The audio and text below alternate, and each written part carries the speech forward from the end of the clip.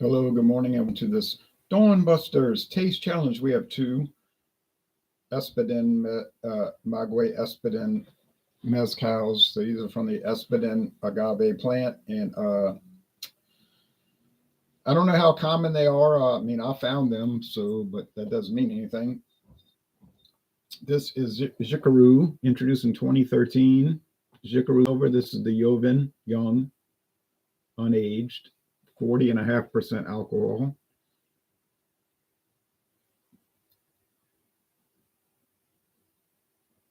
And it's from a company called Xicaru.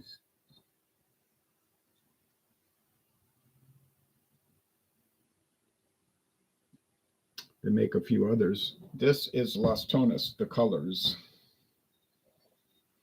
And you see, this is the Umbe, the wolf. Each flavor has, or each level, aged or longer age, has a different character, right? So this is from Las Tonas, the colors. And it is 40% alcohol. It's got the footprint. Now,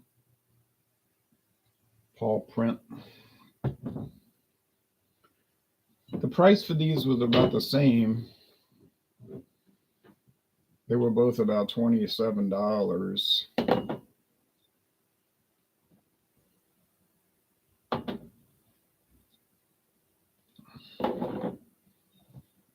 When I put, okay, they both have wooden caps with that neoprene rubber, synthetic rubber stopper.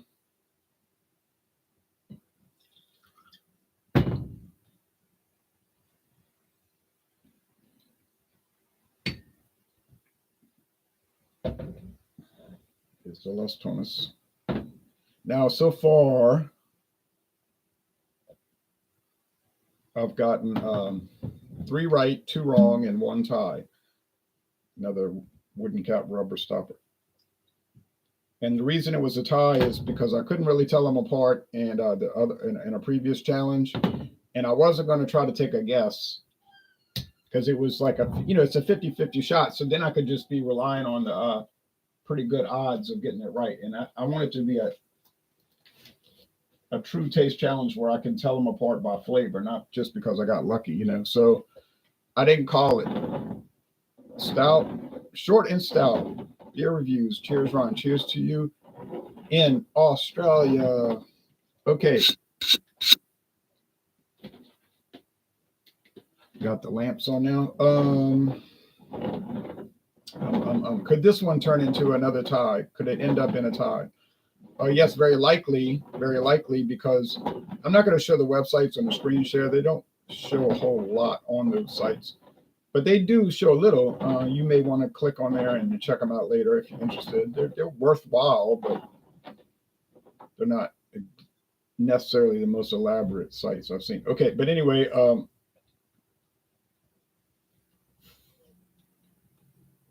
40.5% alcohol and 40%. So they're very close. They're both unaged, same type of agave. So I'm going to tell you, look, hope all's well in America South. Yeah, it seems to be going pretty smooth, aside from typical problems. But so calm. It's a cold morning, but it should warm up to be at least pleasant in the afternoon. I'm going to try to do some painting. Been painting outside the house. Do a little bit each week. Making progress. Seem like I'm not, but you could see how it's coming around. All right, got to get the car washed too. I did the inside yesterday, with the vinyl protectant. Then I got to vacuum it out. I just got to do it. It's dirty. Okay. And I got a coupon from Pelican Point Car Wash. I was waiting for that $6 discount coupon.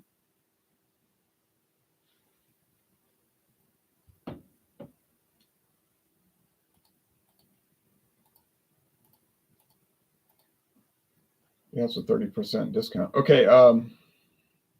Good morning, Ron. Says CW. Good morning to you. All right. So stereotypical, like I was going to say, these are not that you buy all these mezcals. This is my experience. Get them all. Oh, I got all these. I got 8 different ones. Oh, wow. Yeah, and they're not that different. The only ones that are different are some outliers that are peculiar, but they're not even those except for the Monte Alban. That's the one strange one, and it's not strange in a good way either. But all the rest, you just assume you may as well just buy cheapest one. This is my experience. And in the case of mezcal, there really aren't any cheap ones. So they're all running around $27 to $30. Then you can find some 50, 60, 70, 80, 90, $150. I don't know if they're any good. I would hope they are for that price.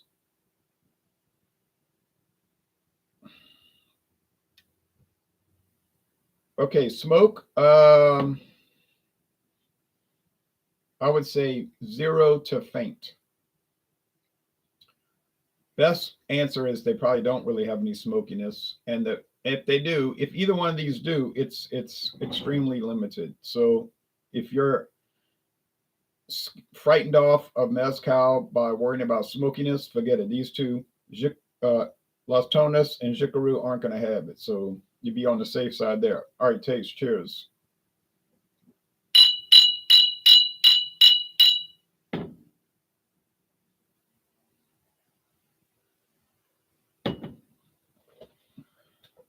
Now, the flavor here, it does have smoke. So maybe I spoke too soon. I was saying on aroma, but the flavor will give you some roasted agave, pinas, hearts. But we were talking about that 2 days ago. James P. Madonna, Progressive Discussions, was watching, and I was talking about how some people will not try a liquor because it's going to have a smoky character. But then they'll go right down the street to the barbecue restaurant and eat all the smoked pork and beef and chicken. And I'm like, well, why are you eating all of that? Oh, it's smoked. It's so smoky and heavily charred. I'm saying, well, you didn't want to drink the liquor because of the smoke. It's the same experience, one in a liquid form and one in a solid meat form. I just can't get over that. Then they'll buy liquid smoke and put it in their food to make it smokier. So now, if you don't like the smokiness, regardless if it's food, meat or the drink, fine. I know some people don't like smoked meat. You say, oh, I just got it out the smoker. And they'll be like, oh, wish you'd have fried that turkey. It's just personal preference.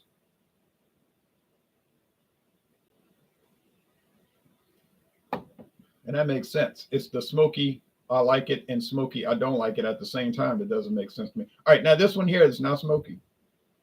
Not smoky. It's sweet. It's agave. It might have a little earthiness, what you want to call that, clay tasting type. I don't know. I don't eat clay. But, no, kind of strangeness to it. But if you want to say it's a little bland, okay, I'll go along with that because I said that about Xicaru when I first had it. When I first tried Xicaru, I said it was a little bland. It's good flavor, just not like a whole lot of flavor. All right.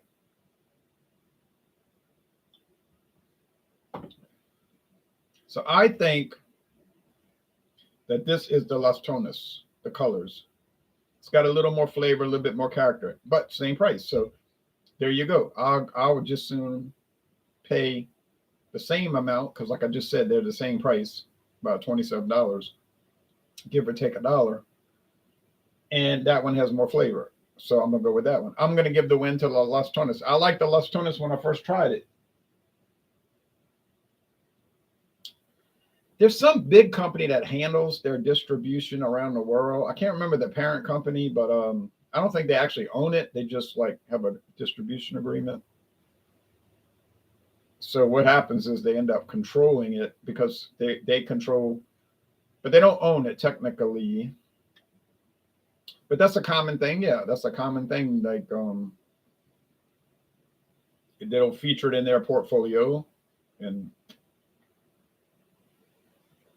it's like Pabst Beer Company, Pabst Brewing Company. They list, now listen to this. They list Jack Daniel's country cooler, country cocktails, they call it. It's like beer, flavored beer, but they try to make it look like it's Jack Daniel's. But If you look on Pabst Brewing Company website, they list that as part of their portfolio, but they don't own Jack Daniels. Okay, they don't own Jack Daniels, and they don't make the product. They just control the who gets it and everything. It's like an agreement with Brown-Forman. They list Dragon's Milk, those imperial stouts. Not all of them are imperial, and they're barrel aged. A lot of them are barrel aged, bourbon barrel, rye barrel, so forth. They list that as one of their beers, but you know, Pabst Blue Ribbon, Pabst does not own Dragon's Milk, but it's the same thing, agreement, distribution agreement. So, well, better to do that than and have your product available than to not do it and nobody can find it. Now, I know when Dragon's Milk is delivered to these stores in my neighborhood, it's always on the Pabst truck. Well, of course, the same people that distribute Pabst distribute Coors and Miller. They're all together in that sense. Hey, will Dave be back at some point, or does he plan on staying sober? Well, staying sober. You make it sound like I'm an old drunk, Wesley. I don't know. He said he might try to go 2 months because he went all through Lent. He said he didn't drink anything. And in his opinion, he said it made him feel better, and he lost 30 pounds. And who knows, maybe he'll give it up for good. Then what's he going to do with all this beer and liquor that he's got? He's got to give it to somebody. Oh, well, hey, I'll take it off his hands. You know what I mean? I like to help. I like to help people, you know. And not pointing any fingers, Ron. I'm the only one here, though. Okay. I hope he does whatever is best, because, like I'm saying, I'm not going to sit there and hope somebody doesn't drink anymore so I can get all of their liquor and beer. Not that I would turn it down by any stretch of the imagination, because I would not. Now, some of those beers he saves that are like fossils, I probably would dump out. That was my criticism of him all along, and I'll tell him that. I don't talk behind his back. I'll tell him that to his face. So why are you saving all this stuff? This stuff's common. Like, this is not even it's like something you buy at the grocery store that's like moderate alcohol, 5%, and you're going to save it for years. It's going to go stale. I don't get this whole idea of it's just setting in the fridge. I don't get that. And he would say, oh, don't worry about it. Oh, I said, oh, I never said I was worried about it. Certainly not worried about it, especially since I didn't pay for it. I just said, I don't understand it. You see, being confused about something is not the same as worrying about something. Now with my beer, I drank it like a schedule, you know, like I'm keeping track of all the beers. First of all, I have them all organized, lined up by brand and everything. First I got bottles, then can, and I keep track like a mental slot category spreadsheet of what I'm drinking and make sure they are being consumed on a regular basis and not going in the fridge going stale. So I watch videos where people say, oh, I forgot this in the back of my fridge. Can you believe it's 2 years old? I mean, I could believe it, you telling me, but I don't forget anything in the back of the fridge because, like I say, it's all organized. If you look at my fridge, you can see it looks like a little store display. My thing is, if I have alcohol, I am going to drink it. Yeah. Now the liquor, that's different. Okay, you want to save liquor, it's not going to go bad unless you're leaving it in bright sunlight all day. I guess that could affect it, but because it will tell you that on the websites. But fine, it'll stay good for years, decades. Like I said, I got that brandy from 1954, still good, that cognac. But still, I can't do it. I can't stand saving it because I get sick of looking at it. You know, like I'm like, if I see this bottle of Old Charter another time, I'm going to lose it. You know, so I like to get through them. Not like rapacious drinking, like I'm a madman and I got to go through everything, because that could run you into trouble, right? But he got bottles of liquor that's so old, you know, and his collection keeps growing, and I'm like, wow. Once again, I don't care. It's not my house, and I'm not storing it, so it wouldn't matter to me. I know a guy that hoards everything. He should be on that TV show. He'd be the king of the show. Do I think it's crazy? Yeah, it is crazy. But it ain't my house, so he could put it in on top of the house. Uh, but he ain't bringing it over here. Okay, Wayne says 1954 brandy. Wow, cheers, Ron. Cheers to you, Wayne. Yeah, really, a 1954 bottle. It's still about half full, I guess. All right, now back to this. Oh, so will he rejoin? I would assume he will, especially since he's got to buy a 4-pack of barrel aged stout from me that I picked up for him during Lent. He told me buy me one. I said okay, because he couldn't get it, and I bought it, and he owes me 13, I think 13.50. Am I worried about 13.50? No, because if he doesn't ever get it, I'll just keep it and drink it myself and eat the money. 13.50 for the barrel aged stout 4-pack is a good deal, 11%. But I assume he's going to pay me, Not that I'm going to drag that out forever, I like to get those things straight. We all have our own crazy. I do have my own crazy, but I try to make it a controlled craziness. You understand? The doctor told me, you're so sane, you're insane. Okay, just curious. Always have a good morning, man. Cheers. Okay. Yeah, it's a good question. Wayne says he showed that rum he bought on one of his most recent appearances. That's right. He bought a rum just the other day, which I wasn't familiar with at all, but it's from Panama. But I'd be curious to try. All right.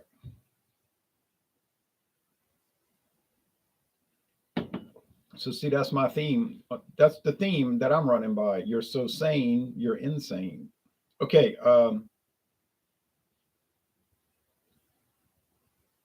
friend of mine at Jefferson Parish, another friend, an older friend, he told me, you're so right wing, you're left wing. I went all the way around. I went all the way around the dot. All right. But I think this is the Las Tonas, and I prefer it. And if I'm wrong, then I'll be disgusted, because then that'll put my record at 3 wins, 3 losses, and a tie. And then that's going to put me at the rubber match, the last one. It could go either way, right? If I get it wrong, I'm going to have a losing record. If I get it right, I'm going to have a winning record. And I'll be very angry. I mean, angry in a certain context, not angry for real, but very angry that if I get it wrong, you see, and finish with a losing record, I'll be disgusted.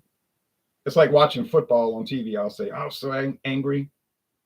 I was angry about the game, but I'm not actually angry in real life.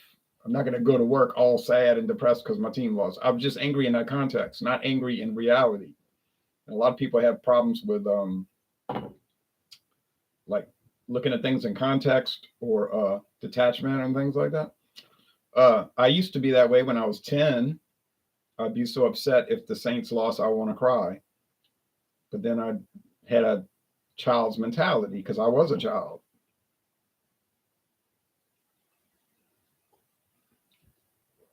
But I know people that's in their 50s, and if the team loses, they still want to cry and might cry, which to me is not good. Okay, that you're so bought into this team, Okay, Las Tonas. Got it. Got it. I'm the king. Don't ever question my abilities. Even though I was sweating out 2 seconds ago. But now I'm so full of hubris. I am the definition of hubris. No, but I'm humble, really. And in fact, I'm so humble that I'm proud of it. And I was going to get a billboard made touting the fact of my humility, my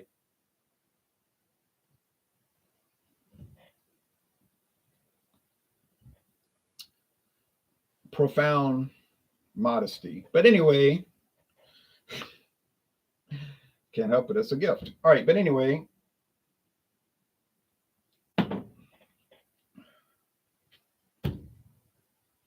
I like this Xicaru. Don't exactly adore it, but I like it. I like it. I like it. I like it. I like it. Okay, now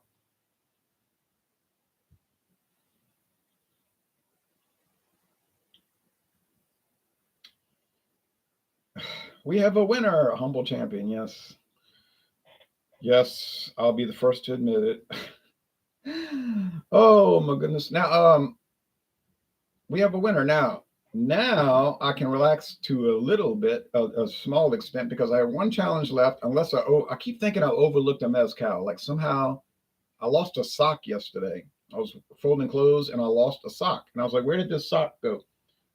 I have one half of the pair. Couldn't find it. I said, "This is bizarre. I've never seen a sock just disappear into space." It was very strange. When you're a stranger, and I said, "Oh woof." Now, what if I overlooked a mezcal? But I don't think I did. But it seemed like it's nagging me, that I did. I could always backtrack, double back and do it. But if I haven't overlooked one, then I'm going to finish at worst 4-3-1. But I want to go to 5-2-1. You know what I mean? I want to achieve 5 wins, 2 losses, and 1 tie, and I can live with that because these are so similar. I would really feel like that was an achievement. What does this say? Shaggy. Oh yeah. Okay, I used to watch that when I was 5. But I hated when they went to that new expanded, like it was called like the Super Show, and it was like an hour and a half. Well, I used to get bored watching that. But when it was 30 minutes and it was just like going through the thing, they would end up catching the people, unmask them. You crazy kids, you meddling kids. It's always like the same plot. If you ever notice, like it's like literally the exact same story every time. Kind of like a James Bond movie. You ever notice James Bond movies like exact same movie every time? And it ends the same way. Oh, James, you're so unbearable with your amorous ways. And after a while, I was like, I'm not watching this anymore. So I'm watching. There was only one movie that wasn't the same, and everybody hated it. Well, except for the people that really know good movies. On Her Majesty's Secret Service, everybody was like, "That's a terrible movie. It was terrible. How could you end a movie like that? He's not in a inflatable boat kissing all over the woman with the helicopter hovering, and they're saying, "Oh, James." No, it ended like things really could end, But yeah, well, I criticize formulaic movies. Okay, during the beginning experimentation phases of animation, yeah, I I like Fred, and I wish I did wear a scarf. Okay, now y'all take care, and talk to y'all soon.